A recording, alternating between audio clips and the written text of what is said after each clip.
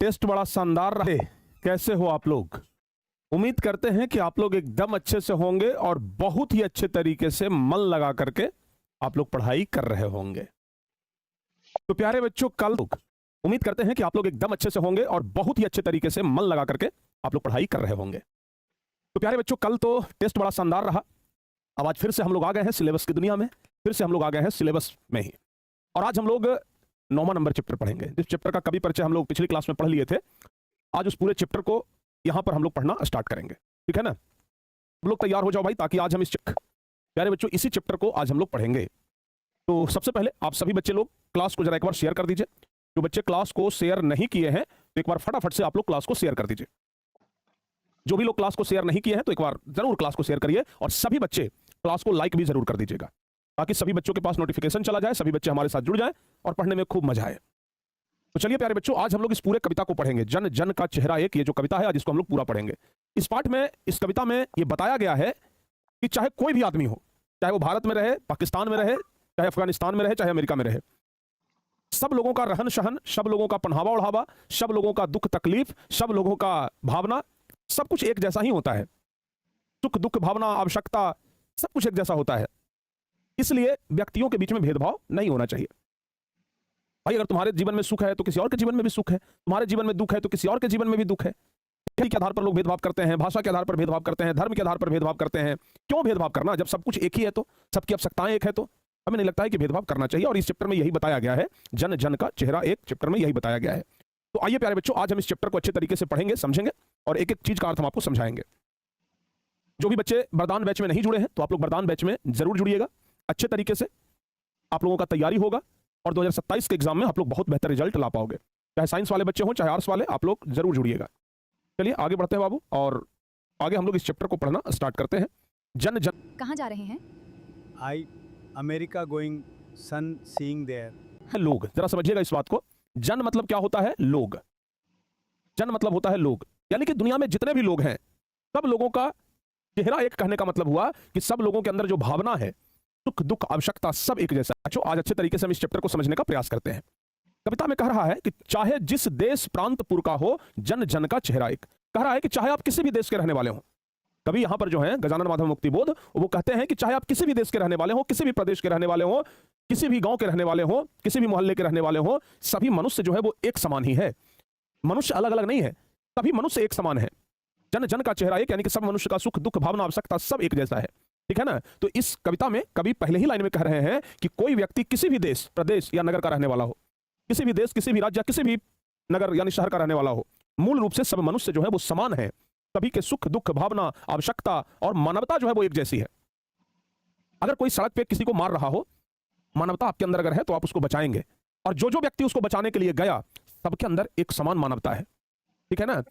अगर कोई सड़क पे दुर्घटना हो गया हो और आप उस दुर्घटना वाले व्यक्ति का मदद कर रहे हो, और कोई और व्यक्ति आकर के मदद किया, तो आपकी भावना और उस व्यक्ति का भावना जो मदद किया उसका भावना एक जैसा है। तो चाहे आप किसी भी देश के हो, किसी भी राज्य के हो, किसी भी नगर के हो, सबका भावना एक जैसा होता है प्यारे बच्चों। इसलिए जाति भाषा धर्म या देश के आधार पर हमें भेदभाव नहीं करना चाहिए। ठीक है ना? समझ में आया? ये कौन लड़का है जी? रोहित कुमार लिख रहा है कि सर मुझे शादी करने का मन कर रहा है, प्लीज सर कुछ सहयोग कीजिए ना। अरे पगला, तोहरा शादी करने का मन कर रहा हूं मैं, हम का सहयोग करें? कर लो शादी। मम्मी पापा को बोलो कि शादी कर रहे हैं मम्मी पापा जी, हमको सहयोग। हम क्या सहयोग करें शादी? मेरे भाई गजब आदमी हो एकदम। कह रहा है कि सर हम शादी करने का मन कर रहा है, आप सहयोग करिए। भाई तू शादी कर रहे हो, तुम्हारा शादी करने का मन कर रहा है, सहयोग हमसे मांग रहे हो? गजब पागल आदमी है भाई। चलो आगे बढ़ते हैं, अगला नंबर क्वेश्चन देख लेते हैं। गजब गजब लोग दुनिया में है, समझ गए ना? हम देखो पढ़ा रहे हैं जनजन का चेहरा एक ना, जनजन का चेहरा एक ना है, मतलब उसका अलग भावना है। हम बोल रहे हैं कि सबका भावना एक जैसा है, वो पगला का अलग भावना है। बताओ ठीक है ना? क्या बात करते हो भाई, कभी कभी दिल खुश हो जाता है तुम लोगों का कमेंट पढ़ के। देखिए क्या कह रहा है, जरा सुनो बाबू ध्यान से। ठीक है ना? आगे कह रहा है कि एशिया की, यूरोप की, अमेरिका की, चाहे आप किसी भी महादेश में चले जाएं, चाहे आप एशिया महादेश में चले जाएं, चाहे अफ्रीका महादेश में चले जाएं, चाहे आप अमेरिका में चले जाएं, कह रहा है कि गलियों की धूप एक। प्यारे बच्चों, दुनिया के किसी भी देश में जाइए, सूर्य भगवान तो एक ही है, सन एक ही है, सूर्य एक ही है।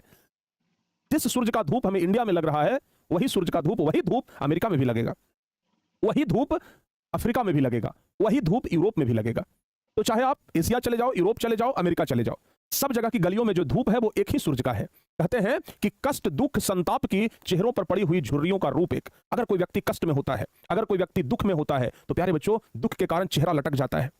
ठीक है ना। आप सोच लो, मान लिया जाए हमारे पास 10 लोग बैठा हुआ है, ठीक है ना। हम 10 लोगों को देख रहे हैं और 10 लोग में से 6 लोग दुखी है, 4 लोग खुश है। तो हम देखते के साथ ये बता सकते हैं कि ये 6 लोगों का मुंह जो है वो लटका हुआ है, 6 लोगों के चेहरे पर झुर्री है, और ये 4 लोग जो हैं वो हंस रहे हैं, मतलब ये 4 लोग खुश हैं, वो 6 लोग दुखी हैं। यानी कि अगर कोई व्यक्ति दुख में है, अगर कोई व्यक्ति तकलीफ में है, तो उसका चेहरा बता देता है, सबका चेहरा एक जैसा हो जाता है। ठीक है ना। तो अगर कोई व्यक्ति दुख में है, तकलीफ में है, तो सबका चेहरे पर झुर्री जो है वो एक जैसा होता है, दिखाई पड़ जाता है कि दुख में है। और प्यारे बच्चों, जोश में यो ताकत से बंधी हुई मुट्ठियों का एक लक्ष्य एक ऐसे होना चाहिए। जोश में हम प्यारे बच्चों ऐसे मुट्ठी बांधते हैं, ठीक है ना, बोलते हैं नमः पार्वती पतये हर हर महादेव, और इस तरीके से एकदम जयकारा लगाते हैं, मुट्ठी बांधते हैं, अंदर से जोश भर जाता है। तो उस जोश में जो मुट्ठी बंधाया, वो जोश में जो हमारे अंदर जो ताकत आया, प्यारे बच्चों उसका लक्ष्य एक होता है। अभी देखिए कुछ दिन पहले जेनजी का आंदोलन हुआ, सभी लड़कों का आंदोलन हुआ, ठीक है ना। तो वो जो लड़कों का आंदोलन हुआ प्यारे बच्चों, उसमें देखे सब लोग एक सुर में आवाज उठाए, सबका लक्ष्य एक था कि हमें एजुकेशन मिनिस्टर का इस्तीफा लेना है, धर्मेंद्र प्रधान का इस्तीफा लेना है। सबके अंदर वो जोश था, सबके अंदर वो ताकत था, सबका एक ही लक्ष्य था कि हमें इस्तीफा चाहिए। ठीक है ना। लड़के भले अलग अलग हो, लक्ष्य सबका एक ही था। तो प्यारे बच्चों यही कह रहा है कि दुनिया में आप कहीं भी चले जाइए, लक्ष्य एक ही होता है सबका। तो लिखेंगे, कभी कहते हैं कि एशिया, यूरोप और अमेरिका जैसे किसी भी महाद्वीप की गलियों में पड़ने वाली धूप एक ही होती है, उसी प्रकार संसार के सभी लोगों का दुख, कष्ट और पीड़ा भी एक समान होता है। इन दुखों के कारण लोगों के चेहरों पर पड़ने वाली जो झुर्रियां हैं वह भी एक जैसी दिखाई पड़ती है। जब लोग अपने अधिकारों और बेहतर जीवन के लिए उत्साह और शक्ति के साथ मुट्ठियां बांधकर संघर्ष करते हैं, तो उनका उद्देश्य भी एक ही होता है। कितना बढ़िया ये पंक्ति है। आगे क्या कह रहा है जी? आगे कह रहा है कि पृथ्वी के गोल चारों ओर के धरातल पर है जनता का दल एक पक्ष। कह रहा है प्यारे बच्चों कि पृथ्वी में आप कहीं भी चले जाइए, दुनिया के किसी भी कोने में चले जाइए पृथ्वी पर, आप लोगों को जनता का एक ही दल मिलेगा। ठीक है ना। आप लोगों को सब जगह एक ही दल मिलेगा, एक ही पक्ष मिलेगा, और जलता हुआ लाल की भयानक सितारों एक, उद्दीपित उसका विकराल सा इशारा एक। आकाश में जो सितारा चमक रहा है, वो सितारा उनके संघर्ष, उनके क्रांति, उनके साहस और परिवर्तन का प्रतीक है। वह संकेत है प्यारे बच्चों कि अन्याय और शोषण के विरुद्ध सब लोग एक ही रूप अपनाते हैं, चाहे वो विकराल रूप हो, चाहे वो इशारा हो, सबका एक ही होता है। ठीक है ना। तो कभी कहते हैं कि पूरी पृथ्वी पर रहने वाली जनता वास्तव में एक ही समूह और एक ही पक्ष की है। पूरे पृथ्वी पर जो रहने वाली जनता है, उसका समूह एक है, उसका पक्ष एक है। दुनिया के सभी मेहनतकश और शोषित लोगों के हित समान है। आकाश में चमकता हुआ लाल सितारा उनके संघर्ष, क्रांति, साहस और परिवर्तन का प्रतीक है। उसका जो संकेत है यह है कि अन्याय और शोषण के विरुद्ध सभी लोगों को एकजुट होकर के संघर्ष करना चाहिए। अन्याय और शोषण के विरुद्ध सब लोगों को एकजुट रहना चाहिए। आगे कहते हैं प्यारे बच्चों कि गंगा में, इरावती में, मीनाम में, यानी कि चाहे आप गंगा नदी को देख लो, चाहे इरावती नदी को देख लो, चाहे मीनाम नदी को देख लो, कहते हैं कि अपार अकुलाती हुई नील नदी अमेजन मिसौरी में वेदना से गाती हुई, बहती बहती हुई जिंदगी की धारा एक, प्यार का इशारा एक, क्रोध का दुधारा एक। बहती बहाती हुई जिंदगी की धारा एक, प्यार का इशारा एक, क्रोध का दुधारा एक। प्यारे बच्चों इसमें ये कहा जा रहा है, कभी कह रहे हैं कि चाहे गंगा की बात करें, चाहे इरावती, चाहे मीनाम, चाहे नील, चाहे अमेजन, चाहे मिसौरी, दुनिया की चाहे कोई भी नदी हो, दुनिया की चाहे कोई भी नदी हो, नदी के किनारे रहने वाले जो लोग होते हैं, सबका जीवन एक जैसा होता है। अगर बाढ़ है तो खतरा सबको मंडरा रहा है कि भैया नदी के बगल में बसे हुए हैं, कहीं घरवा न डूब जाए। तो नदी के किनारे जो भी लोग हैं, सबका एक ही तरह का विचार है। उसी प्रकार सभी मनुष्य के जीवन में जो सुख, दुख, प्रेम, पीड़ा, संघर्ष, ये सब जो है वो प्यारे बच्चों हर एक व्यक्ति के मतलब जीवन में है। किसी व्यक्ति के जीवन में सुख है, किसी व्यक्ति के जीवन में दुख है, किसी व्यक्ति के जीवन में प्रेम है, किसी व्यक्ति के जीवन में पीड़ा है, किसी व्यक्ति के जीवन में बहुत ज्यादा संघर्ष है, लेकिन हर एक व्यक्ति के जीवन में कुछ ना कुछ मैच करता है। प्यारे बच्चों कह रहा है कि बहती बहाती हुई जिंदगी की धारा एक, जैसे नदियां निरंतर बहती रहती है ना, जैसे नदियां लगातार बहती रहती है, वैसे ही मानव का जीवन भी लगातार चलते रहता है, बढ़ते रहता है। नदी की धारा की तरफ जीवन जो है वो आगे बढ़ते रहता है, और उसी बढ़ती हुई जीवन में कुछ लोगों का प्यार मिल जाता है, कुछ लोगों का क्रोध भी मिल जाता है। तो भाई जिनका प्यार मिला वो भी एक जैसे थे, जिनका क्रोध मिला वो भी एक जैसे थे। इसलिए कहा गया है बहती बहाती हुई जिंदगी की धारा एक, प्यार का इशारा एक, क्रोध का दुधारा एक। जो व्यक्ति आपसे प्रेम करता है वो आपको हमेशा प्रेम करेगा, जो आपसे नफरत करता है वो आपका हमेशा बुराई करेगा। तो बुराई करने वाले लोगों का भाषा एक जैसा होगा, प्रेम करने वाले लोगों का भाषा एक जैसा होगा। ठीक है ना। तो प्यारे बच्चों हम कहेंगे, कभी कहते हैं कि गंगा, इरावती, मीनाम, नील, अमेजन और मिसौरी जैसे विश्व की विभिन्न नदियों के किनारे रहने वाले लोगों का जीवन एक जैसा है। सभी मनुष्यों के जीवन में सुख, दुख, प्रेम, पीड़ा और संघर्ष समान रूप से मौजूद है। चाहे कोई भी व्यक्ति हो, सभी व्यक्तियों के जीवन में एक जैसा पीड़ा है। जैसे नदियां निरंतर बहती रहती है, वैसे ही मानव जीवन की धारा भी पूरे संसार में एक समान बहती रहती है। यानी कि जैसे नदियां बहती रहती है, वैसे ही मानव का जीवन भी आगे निरंतर चलता रहता है। लोगों का प्रेम भी एक जैसा है, और अन्याय के विरुद्ध उनका जो क्रोध है वो क्रोध भी एक जैसा है। ठीक है ना, ध्यान रखिएगा। आगे कह रहा है कि पृथ्वी का प्रसार अपनी सेनाओं से किए हुए गिरफ्तार, गहरी काली छायाएं पसार कर खड़े हुए शत्रु का काले से पहाड़ पर काला काला दुर्ग एक, जन शोषक शत्रु एक। प्यारे बच्चों, इस पंक्ति के माध्यम से जो कवि हैं मुक्तिबोध, गजानन माधव मुक्तिबोध, वो कहना चाह रहे हैं कि चाहे आप देखो, मतलब पूरी पृथ्वी के बारे में कह रहे हैं कि पृथ्वी का प्रसार अपनी सेनाओं से किए हुए गिरफ्तार। पूरी पृथ्वी पर कुछ जो शोषक वर्ग हैं, मतलब जो दूसरों का शोषण करते हैं, ठीक है ना, जो दूसरों पर अत्याचार करते हैं, ठीक है, उन्होंने अपनी सेनाओं के बल पर सब जगह पर कब्जा कर रखा है। कहते हैं अपनी सेनाओं से किए हुए गिरफ्तार। पहले के जो लोग होते थे ना, देखते होंगे, सेना को बढ़ाते थे कि जितना मजबूत सेना होगा हम दूसरे लोगों पर उतना कब्जा कर पाएंगे, जितना मजबूत सेना होगा हम दूसरे लोगों को गिरफ्तार कर लेंगे अपने जकड़न में, ठीक है ना। तो कवि कहते हैं कि पूरी पृथ्वी पर कुछ शोषक और साम्राज्यवादी शक्तियों ने अपनी सेनाओं के बल पर कब्जा कर रखा है, ठीक है। उन्होंने भय, अत्याचार और अन्याय का अंधकार फैला दिया है। यानी कि कुछ लोग हैं जो भय का, अत्याचार का और अन्याय का अंधकार फैला दिए हैं। कहते हैं ऐसे शोषक जो दूसरों का शोषण कर रहे हैं, आप दुनिया के किसी भी देश में चले जाइए, शोषण करने वाले सब जगह आपको मिलेंगे, ठीक है ना। तो कहते हैं कि ये शोषक चाहे दुनिया के किसी भी देश में हो, उनका स्वरूप और उद्देश्य एक ही है, वे जनता का शोषण करते हैं और अपने स्वार्थ के लिए लोगों को दबा करके रखते हैं। जो शोषण करने वाले लोग हैं ना, वो अक्सर सब जगह आपको मिलेंगे, दुनिया में शोषण करेंगे और अक्सर चाहते हैं कि हम दूसरों को दबा करके रखें। तो शोषण करने वाले भी सब एक जैसे ही होते हैं। आगे कहा गया है प्यारे बच्चों, कहा गया है कि आशामयी लाल लाल किरणों से अंधकार चिरता सा मित्र का स्वर्ग एक, जन जन का मित्र एक। आशामयी लाल लाल किरणों से, यानी कि जीवन में चाहे कितना भी संघर्ष क्यों ना हो, एक आशा का किरण तो होता है जो हमें बहुत कुछ सिखा के जाता है। जीवन में चाहे दुख क्यों ना हो, एक आशा का किरण होता है कि हमारे जीवन में अगर आज दुख है तो कल सुख भी जरूर आएगा, ठीक है ना। तो यहां पर जो कवि हैं गजानन माधव मुक्तिबोध, वो कहते हैं, क्या कहते हैं कि भाई आशा, एकता और उज्जवल भविष्य का संदेश वो कवि देते हैं और कहते हैं कि लाल लाल किरणें नए युग, क्रांति, जागृति और परिवर्तन का प्रतीक है। यानी कि भले आपके जीवन में कितना भी दुख क्यों ना हो, तकलीफ क्यों ना हो, लेकिन एक दिन परिवर्तन जरूर होगा। तो ये जो लाल लाल किरणें जो लिखा हुआ है, इसका मतलब है परिवर्तन। वो जरूर एक दिन समय बदलेगा, जो अन्याय और अंधकार को समाप्त करके समानता, प्रेम और भाईचारे से भरे समाज की स्थापना करेगा। यानी कि जो तकलीफ है जीवन में, जो संघर्ष है, वो जरूर एक दिन परिवर्तन होगा, वो जरूर एक दिन बदलेगा, अन्याय जरूर छटेगा, अंधकार जरूर क्या कहते हैं, घटेगा, अंधकार जरूर समाप्त होगा और सब लोग आपस में एक दूसरे से प्रेम करेंगे, भाईचारा का भाव रखेंगे, समानता का भाव रखेंगे, ठीक है ना। कवि का विश्वास है कि पूरी मानवता का सच्चा मित्र वही है जो सभी लोगों के सुख, समानता और न्याय के लिए कार्य करता हो। जो सब लोगों के लिए कार्य करे, असली में सही मानव वही है। आगे इस चैप्टर में क्या कह रहा है, हमें लगता है कि आपके पूरे किताब का सबसे बड़ा कविता यही है, ठीक है ना। आपके पूरे किताब में जितना भी 14 को चैप्टर कविता का है, पूरा कविता में सबसे बड़ा कविता यही है, ठीक है। तो बस आराम से आप लोग सुनते जाइए, बढ़िया से एकदम ध्यान लगा करके। कह रहा है कि विराट प्रकाश एक, क्रांति की ज्वाला एक, धड़कते वृक्षों में है सत्य का उजाला एक, लाख लाख पैरों की मोच में है वेदना का तार एक, हिये में हिम्मत का सितारा एक, चाहे जिस देश प्रांतपुर का हो, जन जन का चेहरा एक।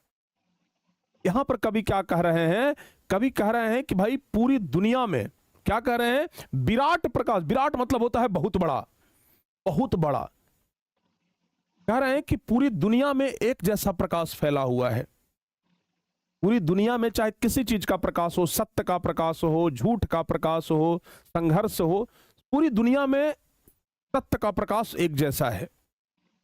क्रांति का ज्वाला एक, अगर क्रांति होता है तो सारे देश में चाहे जहीं पर भी चले जाइए एक जैसा क्रांति होता है।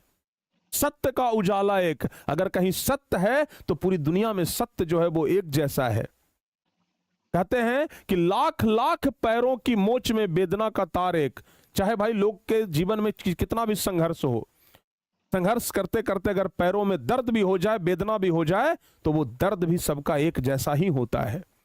चाहे लाखों पैर क्यों ना हो, लाखों लोग क्यों ना हो, सबके पैरों में दर्द भी एक जैसा होगा और हिम्मत का सितारा एक। भाई अगर इतना संघर्ष कर रहे हो और अगर हिम्मत आएगा तो सब में हिम्मत भी एक जैसा होगा। यानी कुल मिलाकर के लेखक यही बताना चाह रहे हैं कि हम सब अलग नहीं हैं, हम सब साथ हैं। चाहे जिस भी देश के हो, जिस भी राज्य के हो, जिस भी नगर के हो, जन जन का चेहरा एक जैसा ही है। ठीक है ना। तो कभी कहते हैं कि पूरी दुनिया में सत्य का प्रकाश एक समान है और अन्याय के विरुद्ध क्रांति की भावना भी सबसे समान है। सभी लोगों के हृदय में सत्य, साहस और न्याय की इच्छा रहती है। संघर्ष करते समय चाहे किसी भी देश के लोगों को कितनी भी पीड़ा और कष्ट सहने पड़े, उनकी वेदना एक जैसी होती है। अगर कोई संघर्ष कर रहा हो, उसको कष्ट सहना पड़े, तो उसका कष्ट भी बाबू एक जैसा ही होता है। उनके हृदय में साहस का एक ही सितारा चमकता है। इसलिए चाहे कोई भी व्यक्ति किसी भी देश, प्रांत या नगर का हो, सब मनुष्य जो है वो एक समान है। कोई मनुष्य अलग नहीं है, सब मनुष्य एक समान ही है। आगे कहा जा रहा है बाबू, एशिया के, यूरोप के, अमेरिका के। फिर से सुनना आप लोग, कहा जा रहा है, एक मिनट रुक जाओ,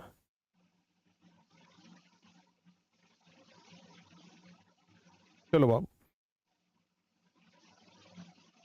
देखिए, कहा जा रहा है कि एशिया के, यूरोप के, अमेरिका के भिन्न भिन्न वास स्थान, मतलब कुछ लोग एशिया में रहते हैं, कुछ लोग अफ्रीका में रहते हैं, कुछ लोग अमेरिका में रहते हैं, यानी अलग अलग जगह पर लोग रहते हैं, लेकिन भौगोलिक ऐतिहासिक बंधनों के बावजूद सभी ओर हिंदुस्तान, सभी ओर हिंदुस्तान। कुछ लोग ऐसे हिंदुस्तानी हैं जो भारत में नहीं रहते हैं, बहुत सारे ऐसे भारतीय हैं जो भारत में नहीं रहते हैं, विदेश में रहते हैं। कुछ लोग एशिया में रह कर रहे हैं, कुछ यूरोप में, कुछ अमेरिका में, अफ्रीका में, अलग अलग पर लोग रह रहे हैं। भिन्न भिन्न वास स्थान, यानी कि लोगों का जो वास स्थान है, रहने का स्थान है, सबका अलग अलग है। सब लोग भौगोलिक रूप से बटे हुए हैं, ऐतिहासिक बंधनों से अलग हैं, देश अलग है, लेकिन फिर भी जो भारत के लोग हैं वो सीधे कहते हैं कि आई एम इंडियन। चाहे वो अमेरिका में हो, वो भी कहता है कि हम भारतीय हैं। चाहे कोई भी व्यक्ति हो, एशिया में हो, वो भी कहता है कि भारतीय हैं। यूरोप में हो, वो भी कहता है भारतीय हैं। यानी कि चाहे भारत का लोग कहीं भी चले जाए, वो लोग सीधे सब और हिंदुस्तान, सब और हिंदुस्तान ही करते हैं। ठीक है ना। तो इन पंक्तियों में जो कवि हैं वो विश्व बंधुत्व और मानव एकता की भावना व्यक्त करते हैं। उनका मानना है कि देशों की सीमाएं, इतिहास और भौगोलिक अंतर मनुष्यों को अलग नहीं कर सकता है। यानी कि अगर सीमा, बॉर्डर अगर आ गया तो क्या बॉर्डर मनुष्य को अलग कर देगा? अगर देश बदल गया तो क्या मनुष्य भी बदल जाएगा? नहीं बदलेगा। पूरी दुनिया के लोगों की भावना, संघर्ष और मानवीय मूल्य समान है। इसलिए कभी संपूर्ण विश्व को एक परिवार के रूप में देखते हैं और हर जगह मानवता की विजय की कल्पना करते हैं। यानी कभी यहां पर कह रहे हैं कि भाई चाहे आप किसी भी देश में चले जाइए, लेकिन हिंदुस्तान है तो हिंदुस्तानी ही कहेंगे। यानी कि किसी भी देश में चले जाइए, मानवता नहीं बदलेगा, मानवता तो वही होगा। ठीक है ना बाबू। आगे क्या कह रहा है जी, आगे समझते हैं हम लोग। आगे कह रहा है कि सभी ओर बहने हैं, सभी ओर भाई हैं, सभी ओर कन्हैया ने गायें चराई है, जिंदगी की मस्ती की अकुलाती भोर एक, बंसी की धुन सभी ओर एक। सभी ओर बहने हैं, सभी लोग भाई हैं। यहां पर कभी यही ना कह रहे हैं कि सभी ओर बहने हैं, सभी ओर भाई हैं। यानी कि कभी बताना चाह रहे हैं कि दुनिया के जितने भी लोग हैं, चाहे आप किसी भी देश में चले जाएं, किसी भी राज्य में चले जाएं, अगर हम उनको भाई कह के संबोधित करेंगे तो वो भी हमको भाई ही कहेगा। अगर लड़कियां अगर किसी को बहन कह रही हैं तो वो भी उसको बहन ही कहेंगे। अगर हम किसी को बहन मान रहे हैं तो वो भी हमको भाई मानेगी। तो दुनिया में आप कहीं भी चले जाइए, सब और आपको बहन मिल जाएगा, सब और आपको भाई मिल जाएगा। ठीक है ना प्यारे बच्चों। श्री कृष्ण सभी और कन्हैया ने गाय चराई है। अगर यहां पर कृष्ण भगवान का चर्चा आया है तो इसका मतलब है कि सभी और कृष्ण भगवान के जैसे प्रेम करने वाले लोग आपको मिल सकते हैं। चाहे आप कहीं चले जाएं, सब और आपको प्रेम मिलेगा जैसे कृष्ण भगवान को प्रेम मिलता था। ठीक है ना। कहते हैं कि जिंदगी की मस्ती की अकुलाती भोर एक, प्यारे बच्चों, जिंदगी में चाहे कितना भी दुख तकलीफ क्यों ना हो, जिंदगी में आप अकुला रहे हैं, लेकिन फिर भी नई सुबह की उम्मीद सबको होती है, नए भोर की उम्मीद सबको होती है। सबको वो बंसी का धुन सुनाई पड़ता है कि भाई हमारे जीवन में भी कुछ ना कुछ बढ़िया होगा। ठीक है ना? तो इसलिए कभी यहां पर कह रहे हैं कि पूरी दुनिया में सभी लोग आपस में भाई बहन के समान हैं। श्री कृष्ण का गाय चराना प्रेम, स्नेह, सरलता और मानवीय संस्कृति का प्रतीक है, जो पूरी मानवता के समान रूप से विद्यमान है। जीवन की नई सुबह, आनंद और उत्साह हर जगह एक जैसा है। उसी प्रकार प्रेम, शांति और भाईचारा का संदेश देने वाली कृष्ण की बांसुरी की मधुर धुन भी पूरी दुनिया में समान रूप से गूंजती है। यानी कि कुल मिलाकर के इस पूरे पाठ में कवि एक ही बात कह रहे हैं कि भाई दुनिया में सब मानव एक जैसा है, अलग अलग नहीं है, इसलिए मिलजुल करके रहना चाहिए। आगे क्या कहा जा रहा है? आगे कहा जा रहा है कि दानव दुरात्मा एक, मानव की आत्मा एक, शोषक और खूनी और चोर एक, जन जन के शीर्ष पर शोषण का खड़ग अति घोर एक, दुनिया के हिस्सों में चारों ओर जन जन का युद्ध एक। दानव दुरात्मा एक, कभी कह रहे हैं कि भाई दुनिया में चाहे कोई अत्याचारी हो, कोई हत्यारा हो, कोई लुटेरा हो, चाहे कहीं भी हो, उसका स्वभाव एक जैसा होगा। चाहे आपको वो हत्यारा पटना में मिल जाए, सोचो एक लुटेरा जो आपको पटना में मिला वो भी आपको लूटेगा, एक लुटेरा जो दिल्ली में मिला वो भी लूटेगा, दोनों का काम एक ही है, लूटना। अत्याचारी जो अत्याचार करता है, चाहे दुनिया के किसी कोने में रहे, वो अत्याचारी ही काम, मतलब अत्याचार ही करेगा। तो चाहे दानव हो, चाहे दुरात्मा हो, चाहे कोई मानव का आत्मा, सब एक जैसा होता है। अगर कोई राक्षस है तो वो राक्षस जैसा व्यवहार। जैसा कि हमें पता है कि सीटेट का नोटिफिकेशन आ चुका है और एग्जाम होगा 6 सितंबर को, इसीलिए टीचिंग वाला लेकर आ गया है कि भाई दुनिया में कहीं भी आप चले जाइए, अगर आपको अत्याचारी मिलता है, हत्यारा मिलता है, लुटेरा मिलता है, तो सबका स्वभाव और उद्देश्य एक जैसा होता है। चोर का उद्देश्य ही होता है चोरी करना, चाहे वो चोर कहीं का भी क्यों ना हो। ठीक है ना? दूसरी ओर मनुष्य का जो आत्मा है बाबू, आत्मा के अंदर जो शांति है, न्याय है, वो सब एक समान होता है। ठीक है ना? इसलिए कभी यहां पर कह रहे हैं कि दुनिया में अत्याचारी, दुष्ट, शोषक, हत्यारा और लुटेरा चाहे कहीं भी हो, उनका स्वभाव और उद्देश्य जो है वो एक जैसा ही होता है। दूसरी ओर सभी मनुष्यों की आत्मा भी समान होती है और वे शांति, न्याय तथा सम्मान चाहते हैं। शोषकों ने पूरी दुनिया की जनता पर अत्याचार का भारी बोझ डाल रखा है, इसलिए संसार के सभी देशों में जनता अन्याय और शोषण के विरुद्ध समान रूप से संघर्ष कर रही है। यानी कि आप दुनिया के किसी भी देश में चले जाइए, जनता जो है वो संघर्ष करती हुई आपको दिख जाएगी। ठीक है ना? ध्यान रखिएगा। आगे क्या कह रहा है? अगला है बाबू, सबसे नहीं अभी और है।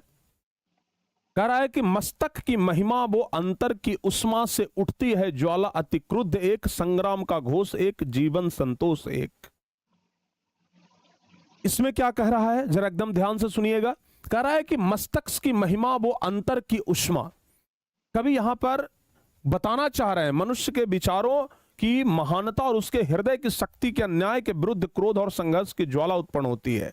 यानी कि कभी कहते हैं कि मनुष्य का जो विचार है, मनुष्य की जो महानता और उसके हृदय की जो शक्ति है, उसके अन्याय के विरुद्ध जो क्रोध है, जो संघर्ष है, उसका ज्वाला जो उत्पन्न होता है वो एक जैसा ही उत्पन्न होता है। उठती ज्वाला अति क्रुद्ध एक, संग्राम का घोष एक।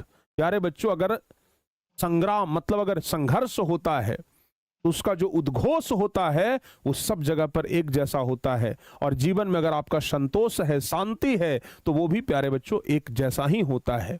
ठीक है ना? तो इसलिए कहा गया है कि जब अत्याचार बढ़ता है तो दुनिया के सभी लोग उसके विरुद्ध एक समान आवाज उठाते हैं, उनका संघर्ष भी एक होता है। जैसे देखो, कोरोना जब आया था तो दुनिया के सभी देश एक साथ परिश्रम कर रहे थे कि किसी तरीके से इसका वैक्सीन निकाला जाए। दुनिया के सब देश परेशानी में साथ थे ना, कि चाहे जैसे हो वैक्सीन निकाला जाए। और वैक्सीन जब निकला तो दुनिया के सब देशों के बीच बटा।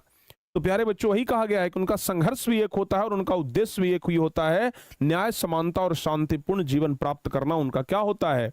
लक्ष्य होता है। और सबसे लास्ट के पंक्तियों में कहा गया है कि क्रांति का, निर्माण का, विजय का सेहरा एक, चाहे जिस देश प्रांतपुर का हो, जन जन का चेहरा एक। चाहे क्रांति की बात कर लें, चाहे कुछ नए निर्माण की बात कर लें, चाहे विजय की बात कर लें, अगर किसी भी देश के हों, किसी भी राज्य के हों, किसी भी नगर के हों, भाई लोगों का भाव स्वभाव एक जैसा ही होता है। तो लास्ट में कभी कहते हैं कि संसार के किसी भी देश, प्रांत या नगर के लोग हों, अन्याय के विरुद्ध उनकी क्रांति, नए समाज के निर्माण का उद्देश्य और विजय की भावना समान होती है। जब लोग एकजुट होकर संघर्ष करते हैं तो सफलता और सम्मान का सेहरा भी सबके लिए समान होता है। इसलिए पूरी दुनिया के सभी मनुष्य मूल रूप से एक समान है, यानी कि दुनिया के एकजुट होने का ज्ञान दिया गया है। अब आइए इस पूरे पाठ को जरा एक छोटे से पैराग्राफ से हम लोग समझते हैं। देखिए इस पाठ में क्या क्या महत्वपूर्ण बिंदु है। एक तो कहा गया है कि जन जन का चेहरा एक, मतलब सभी मनुष्य जो है वो मूल रूप से समान है, ये बताया गया है। दूसरा कहा गया है कि धूप एक, यानी कि धूप एक कहने का मतलब है कि प्रकृति भी सबके लिए समान है। आगे कहा गया है कि कष्ट, दुख और झुर्रियां एक, यानी कि मनुष्य का जो पीड़ा है, जो तकलीफ है, वो भी एक समान है। कहा गया है बंधी हुई मुट्ठियां, यानी कि अधिकार और न्याय के लिए जो लोगों का संघर्ष का है वो संघर्ष भी एक जैसा है। लाल सितारा, लाल किरणें जो कहा गया है, इसका मतलब है कि क्रांति, आशा, जागृति और परिवर्तन का प्रतीक एक है। विश्व की नदियां कहने का मतलब मानव जीवन की एकता का प्रतीक है। शोषक, शत्रु एक, मतलब अन्याय करने वालों का स्वभाव हर जगह पर समान होता है, ये बताया गया है। मानव की आत्मा एक कहने का मतलब कि पूरी मानवता जो है वो एक जैसी है। कन्हैया और बांसुरी कहने का मतलब हुआ, क्योंकि कृष्ण भगवान प्रेम के प्रतीक हैं, तो कन्हैया और बांसुरी कहने का मतलब प्रेम, भाईचारा और मानवीय संस्कृति का प्रतीक है। क्रांति, निर्माण और विजय, यानी कि न्यायपूर्ण समाज की स्थापना का संदेश एक। तो कुल मिलाकर के यही सब बात प्यारे बच्चों बताया गया है हमें इस पाठ में। तो हमें लगता है कि अब आप लोग एकदम अच्छे तरीके से इस पूरे चैप्टर को समझ गए हैं। अब हमें नहीं लगता है कि किसी प्रकार का कोई दिक्कत आप लोगों को होगा इस चैप्टर में, इसके अर्थ में। तो जब कुछ भी नहीं दिक्कत है तो अब चलिए सीधे पहले हम लोग ऑब्जेक्टिव ही देख लेते हैं और उसके बाद प्यारे बच्चे हम लोग सब्जेक्टिव क्वेश्चन की ओर आगे बढ़ेंगे। तो चलिए पहले ऑब्जेक्टिव क्वेश्चन हम लोग देख लें और तब हम लोग सब्जेक्टिव में आएंगे। तो चलो बाबू, पहला नंबर क्वेश्चन से आप लोग बताना स्टार्ट कर दो। टोटल 25, 26 या 27 क्वेश्चन के आसपास इस चैप्टर में है। तो बताइए पहला नंबर क्वेश्चन से, जन जन का चेहरा एक शीर्षक कविता किसकी रचना है? बताइए। कह रहा है कि जन जन का चेहरा एक शीर्षक कविता जो है वो किसकी रचना है? तो जवाब होगा गजानन माधव मुक्तिबोध की रचना है। जन जन का चेहरा एक गजानन माधव मुक्तिबोध की रचना है। आगे कहा गया है गजानन माधव मुक्तिबोध का जन्म कहां हुआ था? तो गजानन माधव मुक्तिबोध का जन्म कहां हुआ है? ग्वालियर, छत्तीसगढ़ में। तो बाबू लिख देंगे हम लोग छत्तीसगढ़ में। आगे बताओ। नहीं नहीं नहीं, ग्वालियर छत्तीसगढ़ ही होगा बाबू, ग्वालियर नहीं होगा। हाँ, ग्वालियर मध्य प्रदेश छत्तीसगढ़, मध्य प्रदेश छत्तीसगढ़, तो मध्य प्रदेश छत्तीसगढ़, हाँ ठीक है। चलो, हालांकि ग्वालियर में हुआ है, ध्यान रखिएगा, अगर ग्वालियर ऑप्शन में रहे तो ज्यादा बेस्ट होगा, ठीक है ना। ग्वालियर मध्य प्रदेश अगर हो तो ज्यादा बेस्ट होगा। चलिए आगे बढ़ते हैं बाबू। मुक्तिबोध ने किस विश्वविद्यालय से एमए किया? मुक्तिबोध जो है वो किस विश्वविद्यालय से एमए किए थे? जवाब होगा नागपुर विश्वविद्यालय, ध्यान रखिएगा। अगला नंबर क्वेश्चन का जवाब आप लोग बता दीजिए। बताओ बाबू, अगला नंबर क्वेश्चन का जवाब फटाफट से आप लोग बताइए। मुक्तिबोध ने नागपुर से निकलने वाली किस पत्र का संपादन किया? मुक्तिबोध यानी कि गजानन माधव मुक्तिबोध नागपुर से निकलने वाली किस पत्र का संपादन किए? तो भाई नागपुर से निकलने वाली वो एक पत्र का संपादन किए थे जिसका नाम था नया खून, ध्यान रखिएगा आप लोग। आगे बताइए। क्वेश्चन कह रहा है कि मुक्तिबोध ने दिग्विजय महाविद्यालय राजनांदगांव में प्रधानाध्यापक के पद पर कब से काम करना प्रारंभ किए? कब से वो प्रधानाध्यापक के पद पर काम करना शुरू किए थे? तो जवाब होगा 1958 ईस्वी से वो प्रधानाध्यापक के पद पर काम करना शुरू किए थे। आगे कह रहा है मुक्तिबोध ने नागपुर के प्रकाशन तथा सूचना विभाग में किस रूप से नौकरी की? मुक्तिबोध ने नागपुर के प्रकाशन तथा सूचना विभाग में किस रूप से नौकरी की? तो जवाब क्या होगा? वो पत्रकार के रूप से ही नौकरी शुरू कर दिए थे, मतलब शुरू में पत्रकार का नौकरी किए थे। अगला है मुक्तिबोध निराला किस तरह के कवि हैं? मुक्तिबोध निराला किस तरह के कवि हैं? तो जवाब होगा मुक्तिबोध निराला क्रांतिकारी कवि हैं। सी ऑप्शन, 7 का सी ऑप्शन। आगे बताइए, मुक्ति बोध के कविता संग्रह का नाम क्या है? मुक्ति बोध के कविता संग्रह का नाम, तो प्यारे बच्चों मुक्ति बोध के कविता संग्रह का नाम है चांद का मुंह टेढ़ा है। मुक्ति बोध के कविता संग्रह का नाम क्या है? चांद का मुंह टेढ़ा है, ध्यान रखिएगा।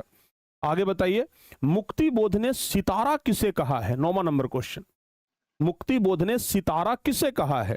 तो जवाब होगा कि मुक्ति बोध ने सितारा कहा है जनता को, यानी कि 9 का बी ऑप्शन सही होगा। आगे बताइए, मुक्ति बोध के अनुसार मुक्ति बोध के अनुसार ज्वाला कहां से उठती है? ज्वाला बताओ बाबू, मुक्ति बोध के अनुसार ज्वाला कहां से उठती है? 10वां नंबर क्वेश्चन, मुक्ति बोध के अनुसार ज्वाला जो है वो जनता से ही उठती है, यानी कि 10 का ए ऑप्शन सही होगा। आगे बताइए, अगेय के द्वारा संपादित जो अगेय जी के द्वारा संपादित जो तार सप्तक है उसके कवि के रूप में कौन सामने आया? अगेय जी जो निकाले थे तार सप्तक, उसमें 7 गो कवि थे, सप्तक मतलब 7 कवि, उस 7 कवि में एक कवि मुक्ति बोध भी थे, यानी कि सी ऑप्शन सही जवाब होगा। अगला है बाबू, कौन सी कृति मुक्ति बोध की नहीं है? कौन सी कृति मुक्ति बोध की नहीं है? तो जवाब होगा चांद का मुंह टेढ़ा है, भूरी भूरी खाकदुल, सतह सुरता में बिखरे मोती इनका नहीं है। आगे बताइए, कौन सी कृति मुक्ति बोध की नहीं है? फिर से पूछ रहा है कौन सी कृति मुक्ति बोध का नहीं है। देखिए, मुक्ति बोध का इतिहास और संस्कृति है, काट का सपना विपात्र है, चंद्रगुप्त इनका नहीं है। आगे बताइए, कौन सी रचना मुक्ति बोध की है? 14 नंबर क्वेश्चन, अब कह रहा है कौन सी रचना मुक्ति बोध की है? तो जवाब क्या होगा? मुकुल। मुकुल जो है वो मुक्ति बोध की ही रचना है। अगला क्वेश्चन बताइए, एक साहित्य की डायरी किसकी रचना है? एक साहित्य की डायरी, तो बउआ एक साहित्य की डायरी जो है वो मुक्ति बोध की ही रचना है, सी ऑप्शन सही होगा। आगे, मुक्ति बोध के पिता का क्या नाम था? गजानन माधव मुक्ति बोध के पिता का नाम था माधवराज मुक्ति बोध, तो जवाब होगा माधवराज मुक्ति बोध, यानी कि सी ऑप्शन सही जवाब होगा। आगे बताइए, कौन सी रचना मुक्ति बोध की है? 17 नंबर क्वेश्चन कह रहा है कौन सी रचना मुक्ति बोध की है? तो जवाब होगा चांद का मुंह टेढ़ा है, ये मुक्ति बोध की ही रचना है। आगे बता दीजिए, कौन सी रचना मुक्ति बोध की नहीं है? कौन सी रचना मुक्ति बोध की नहीं है? जवाब होगा बिहारी पुनर्मूल्यांकन, ये मुक्ति बोध की रचना नहीं है। अगला नंबर क्वेश्चन, मुक्ति बोध किस सप्तक के कवि थे? मुक्ति बोध किस सप्तक के कवि थे? जवाब होगा कि मुक्ति बोध किस सप्तक के? तो तार सप्तक के कवि थे, तार सप्तक। आगे बताओ बाबू, गजानन माधव मुक्ति बोध का जन्म कब हुआ था? गजानन माधव मुक्ति बोध का जन्म कब हुआ था? तो जवाब होगा 13 नवंबर 1917 को गजानन माधव मुक्ति बोध का जन्म हुआ था। आगे, मुक्ति बोध की मां का नाम क्या था? 21 नंबर क्वेश्चन बताइए, मुक्ति बोध की मां का नाम, तो मुक्ति बोध की मां का नाम था पार्वती बाई, पार्वती बाई, ध्यान रखिएगा, यानी बी ऑप्शन। आगे बताइए, मुक्ति बोध ने किसका संपादन किया? मुक्ति बोध ने किसका संपादन किया? तो जवाब होगा मुक्ति बोध ने नया खून का संपादन किया, 22 का बी नंबर ऑप्शन। आगे बताइए, कौन सी कृति मुक्ति बोध की है? 23 नंबर क्वेश्चन बताओ बाबू, कौन सी कृति मुक्ति बोध की है? जवाब होगा द्रौपदी, डी ऑप्शन सही जवाब होगा, यह मुक्ति बोध की कृति है। आगे बताइए, जन जन का चेहरा एक के रचनाकार कौन है? 24 नंबर क्वेश्चन, जन जन का चेहरा एक के रचनाकार, तो जन जन का चेहरा एक के रचनाकार है गजानन माधव मुक्ति बोध, यानी कि ए ऑप्शन सही जवाब होगा। अगला है, मुक्ति बोध की कविता कौन सा है? तो जन जन का चेहरा एक, बी ऑप्शन सही होगा। और उसके बाद, नए साहित्य का सौंदर्य शास्त्र के लेखक कौन है? नए साहित्य का सौंदर्य शास्त्र, तो नए साहित्य का सौंदर्य शास्त्र के लेखक हैं गजानन माधव मुक्ति बोध। और उसके बाद अगला है 27वां, कमायनी एक पुनर्विचार के रचयिता कौन है? तो कमायनी एक पुनर्विचार के रचयिता भी कौन है बाबू? गजानन माधव मुक्ति बोध। तो ये 27 क्वेश्चन इस चैप्टर में है, ठीक है ना। 14 नंबर क्वेश्चन देख लें क्या कर रहा है 14 नंबर में। 14, कौन सी रचना मुक्ति, ओह सॉरी मिस्टेक हो गया है, कमायनी एक पुनर्विचार होगा बाबू। कौन सी रचना मुक्ति बोध की है? तो जवाब होगा कमायनी एक पुनर्विचार, 14 का सी ऑप्शन सही जवाब होगा, ठीक है ना। कमायनी एक पुनर्विचार इनकी रचना है, 14 नंबर क्वेश्चन में सुधार कर लीजिएगा। तो कुल मिलाकर के प्यारे बच्चों इतना आप लोगों का 27 क्वेश्चन, जिसको कि आप लोगों को ध्यान में रखना है, याद रखना है। अब आइए हम लोग सीधे सब्जेक्टिव क्वेश्चन की ओर बढ़ जाते हैं, ठीक है ना। 10 गो सब्जेक्टिव क्वेश्चन है जिसे हम लोग पूरा तुरंत देख लेंगे। चलिए, पहला नंबर क्वेश्चन कह रहा है कि जन जन का चेहरा एक से कवि का क्या तात्पर्य है।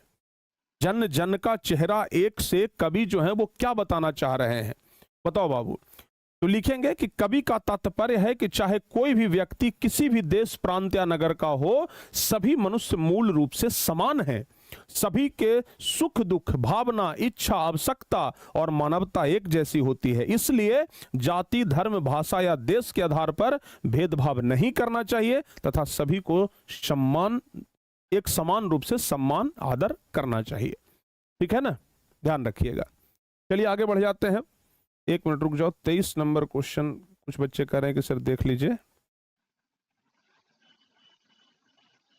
कौन सी कृति मुक्ति बोध की है। द्रौपदी, चांद का मुंह टेढ़ा, ये वाला है ना बाबू। 23 नंबर का ए ऑप्शन हो जाएगा, चांद का मुंह टेढ़ा है, ठीक है, चांद का मुंह टेढ़ा है, ये वाला हो जाएगा।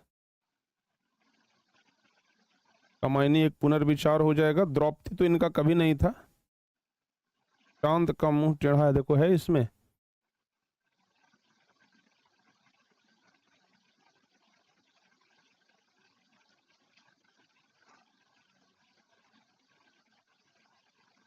पंडिता द्रौपदी,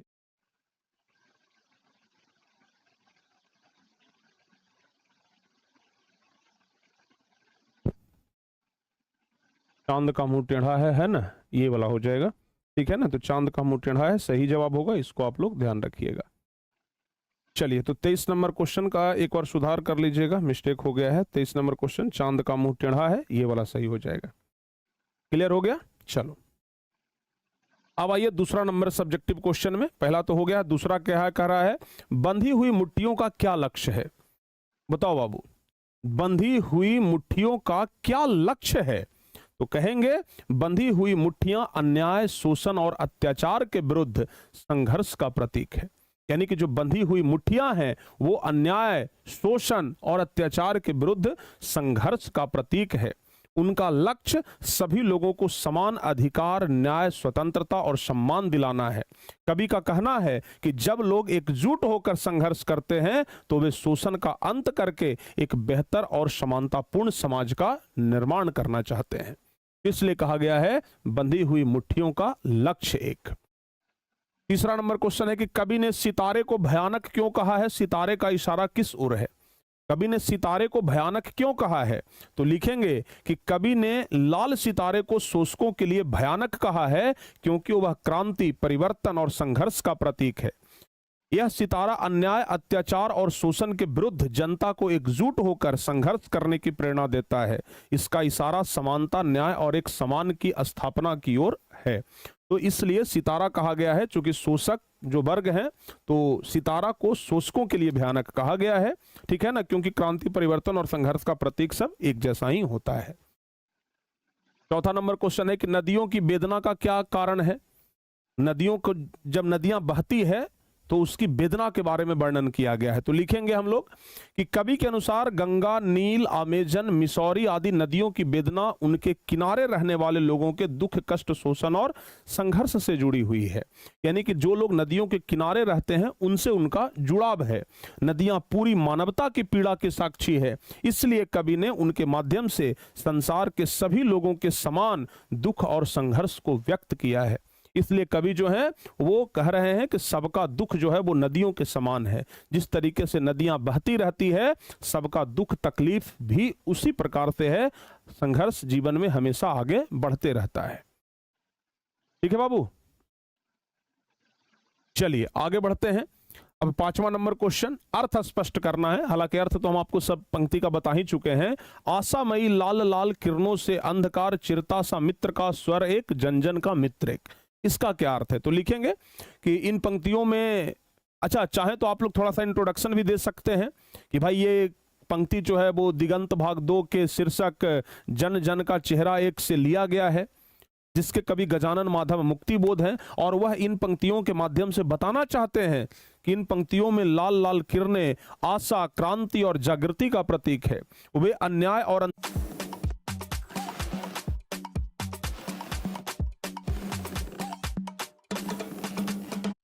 कवि का विश्वास है कि सच्चा मित्र वही है जो पूरी मानवता के सुख, स्वतंत्रता और न्याय के लिए कार्य करता है। कवि कहते हैं कि बाबू सच्चा मित्र वही है, कवि कहते हैं कि सच्चा मित्र वही है जो पूरी मानवता के लिए काम करे, जो पूरी न्याय के लिए काम करे, स्वतंत्रता के लिए काम करे। ठीक है ना। आगे दूसरा नंबर अर्थ स्पष्ट करना है बाबू। क्या कह रहा है? एशिया के, यूरोप के, अमेरिका के सभी और हिंदुस्तान। इसका अर्थ क्या है? तो लिखेंगे, इन पंक्तियों में कवि ने विश्व बंधुत्व की भावना व्यक्त की, यानी कि कवि बताना चाहते हैं कि भाई दुनिया के जिस देश के भी लोग हैं वो एक जैसे हैं। उनका कहना है कि भौगोलिक सीमाएं और ऐतिहासिक परिस्थितियां अलग अलग होने पर भी सभी मनुष्यों की भावनाएं, संघर्ष और मानवता जो है वो समान है। इसलिए पूरी दुनिया एक परिवार के समान है और हर स्थान पर प्रेम, भाईचारा तथा समानता का भाव होना चाहिए। यानी कि हर स्थान पर समानता होना चाहिए, हर जगह पर भाईचारा होना चाहिए, प्रेम होना चाहिए। आगे कहा गया है, दानव दुरात्मा एक, मानव की आत्मा एक। आप लोग पढ़े थे ना कविता में कि दानव दुरात्मा एक, मानव की आत्मा एक। तो दानव दुरात्मा से कवि का क्या अभिप्राय है? जो लोग कहते हैं कि दानव दुरात्मा एक, तो दानव दुरात्मा से कवि का क्या अभिप्राय है? तो लिखेंगे, दानव दुरात्मा से अभिप्राय उन अत्याचारी, स्वार्थी, शोषक, हत्यारे और अन्यायी लोगों से है जो अपने स्वार्थ के लिए जनता का शोषण करते हैं। कुछ लोग ऐसे स्वार्थी होते हैं जो अपने स्वार्थ के लिए जनता का शोषण करते हैं। ऐसे लोग मानवता के शत्रु हैं। कवि ने बताया है कि संसार में चाहे वो कहीं भी हो, उनका स्वभाव एक जैसा होता है और सभी लोगों का उद्देश्य भी एक जैसा होता है। कोई अगर दानव है, कोई दुरात्मा है, कोई चोर है, लुटेरा है, हत्यारा है, तो सबका उद्देश्य एक ही होता है। ठीक है। 7वां नंबर क्वेश्चन देख लेते हैं। 7वां क्वेश्चन कह रहा है कि ज्वाला कहां से उठती है? कवि ने इसे अति क्रुद्ध क्यों कहा है? ज्वाला कहां से उठती है और कवि ने इसे अति क्रुद्ध क्यों कहा है? तो लिखेंगे कि कवि के अनुसार ज्वाला मनुष्य के महान विचारों और उसके हृदय की शक्ति से उठती है। ज्वाला जो है वो कवि के महान विचारों से और हृदय की शक्ति से उठती है। जब लोगों पर अत्याचार, अन्याय और शोषण बढ़ जाता है, तब उनके भीतर बहुत तेज क्रोध उत्पन्न होता है। देखे ना कि जब अन्याय बढ़ गया तो हमारे जो विद्यार्थी लोग थे वो कितना बड़ा आंदोलन कर दिए। तो वही कहा गया है कि जब अन्याय बढ़ता है, जब अत्याचार बढ़ता है, जब शोषण बढ़ता है, तब भीतर से गुस्सा उत्पन्न होता है। इसी कारण कवि ने इस ज्वाला को अति क्रुद्ध कहा है, जो अन्याय के विरुद्ध संघर्ष की प्रेरणा देता है। यानी कि अगर कहीं अन्याय होता है तो अंदर से जो ज्वाला उठता है वो ज्वाला भी सबका एक जैसा ही होता है। ठीक है। आगे बढ़ते हैं। 8वां नंबर क्वेश्चन, समूची दुनिया में जन जन का युद्ध चल रहा है, क्यों? कह रहा है कि भाई समूची दुनिया में, पूरी दुनिया में जन जन का युद्ध क्यों चल रहा है? तो लिखेंगे कि समूची दुनिया में जन जन का युद्ध इसलिए चल रहा है क्योंकि हर देश में लोग शोषण, अन्याय, अत्याचार और असमानता के विरुद्ध संघर्ष कर रहे हैं। कहा जा रहा है कि समूची दुनिया में जन जन यानी कि लोगों के बीच में एक युद्ध चल रहा है। वो युद्ध क्यों चल रहा है?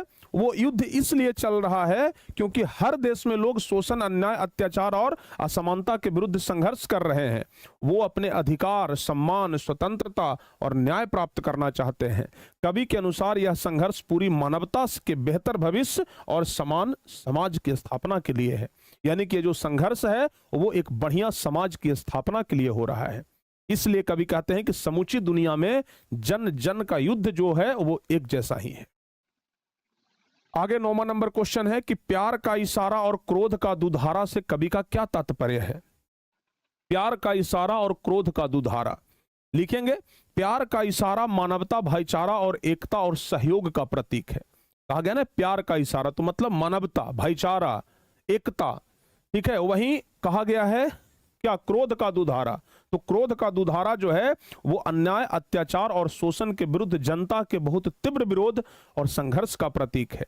कवि कहना चाहते हैं कि प्रेम और न्याय की भावना सभी मनुष्यों में समान रूप से विद्यमान होती है। कवि कहना चाहते हैं कि प्रेम सब मनुष्यों में एक जैसा होता है या नफरत भी सब मनुष्यों में एक जैसा ही होता है। ठीक है बाबू। और चलिए लास्ट में हम लोग 10वां नंबर क्वेश्चन पर भी हम लोग बढ़ते हैं।